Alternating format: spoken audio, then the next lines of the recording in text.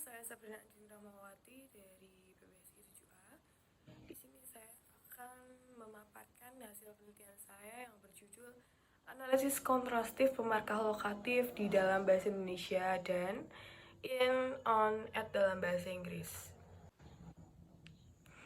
Yang pertama ada pendahuluan.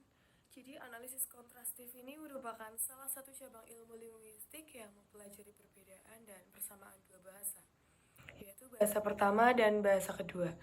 Tujuannya untuk memprediksi kesulitan linguistik selama proses pemerolehan bahasa kedua berlangsung. Nah, dalam pengajaran bahasa, kesalahan berbahasa biasanya dari unsur bahasa sendiri yang dibawa ke dalam bahasa yang dipelajari. Jadi masih ada pengaruh mother tongue dalam pembelajaran bahasa. Misalnya, saya berada di lantai 2 gedung ini. Dalam bahasa Inggrisnya, I'm at second floor of this building. Selanjutnya adalah metode. Dalam pilihan ini menggunakan beberapa buku tata bahasa Inggris Indonesia, serta cerita rakyat bawang merah dan bawang putih, dan cerita Cinderella.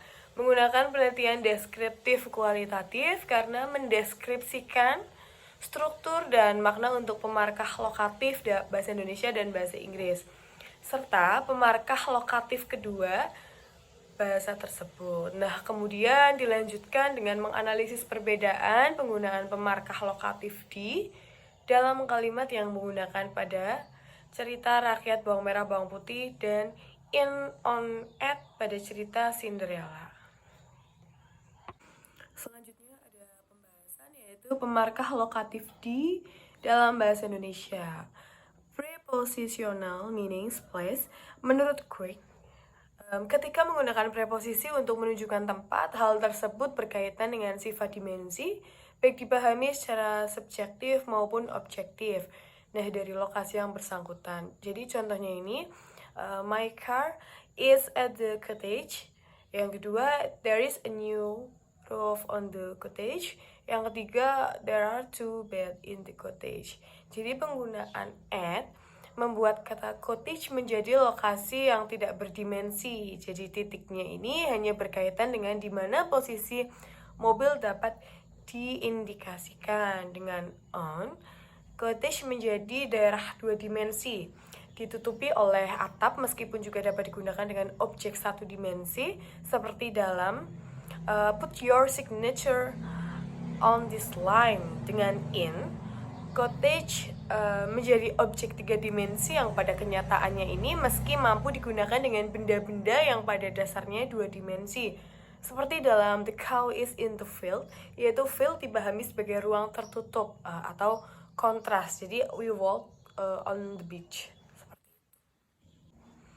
Yang kedua ini yaitu positive position. Jadi posisi positif dan direction atau arah mengenai act to attention. Sebuah frasa preposisional dari position dapat menyertai kata kerja apapun meskipun pada umumnya pemilik direction tidak berarti selalu terlihat. Jadi membutuhkan sebuah dynamic verb, kata kerja dinamis yang bermakna menggerakkan seperti pergi, bergerak, dan terbang. Kontras antara on, permukaan, dan in area memiliki berbagai implikasi sesuai dengan konteks. Contohnya, on the window, the frost made patterns on the window. Jadi window, glass surface atau permukaan gelas kaca. Yang kedua ada the window atau mirror. A vase appeared in the window atau mirror. Jadi window, mirror ini sama dengan area bingkai. Posisi antara at dimensi dan in dimensi ini juga dapat menimbulkan kesulitan.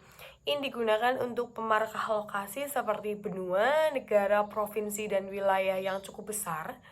Tetapi untuk kota-kota, desa, dan sebagainya itu baik at atau in dapat digunakan sesuai dengan sudut pandang.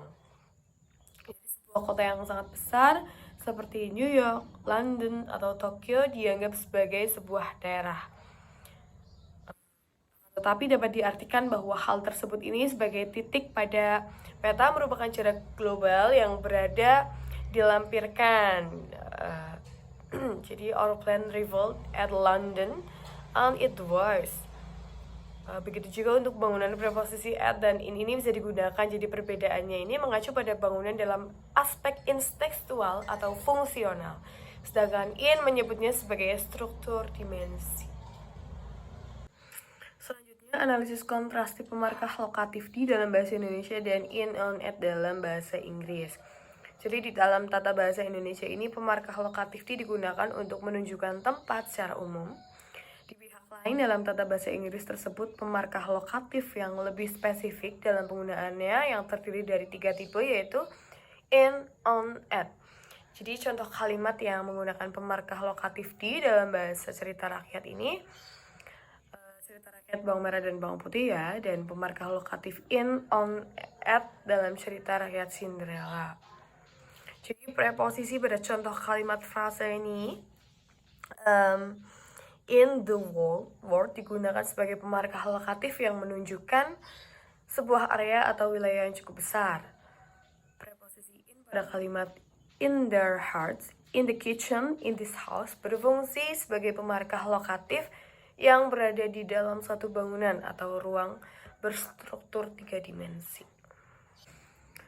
Dalam bahasa Indonesia, pemarkah lokatif digunakan secara umum untuk menyatakan suatu tempat tanpa ketentuan khusus dan akan bermakna lebih spesifik jika diikuti oleh nomina pertama yang menyatakan bagian dari nomina kedua.